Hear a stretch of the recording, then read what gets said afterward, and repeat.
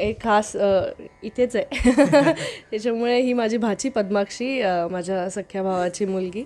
आणि हिचा पहिला गणेशोत्सव असल्यामुळे तो आनंद खूप आहे. आणि खूप छान वाटते. ती ती हे सगळं खूप प्रेमाने बघते आणि तिला मजा येते या सगळ्यात. आणि मला असं वाटतं की या निमित्ताने आपण सगळे एकत्र येत असतो. आणि खूप छान वाटतंय.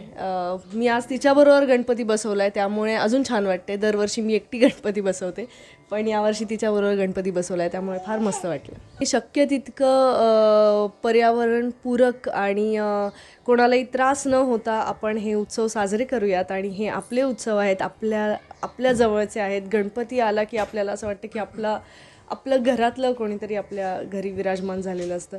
आणि तितक्याच आनंदाने आपण, तितक्याच प्रेमाने, मनोभावनेने त्याची पूजा करतो, प्रार्थना करतो. तर त्याच्यासाठी आपण एवढं नक्कीच करू शकतो की आपण पर्यावरणाची काळजी घेऊ. मला असं वाटतं की पर्यावरणाची काळजी घेणं हीच खरी, आपण त्याला एक आपली मनोभावे पूजा करतो, तशीच ही पूजा त्याच्यापर्यंत पोहोचेल असं मला वाटतं.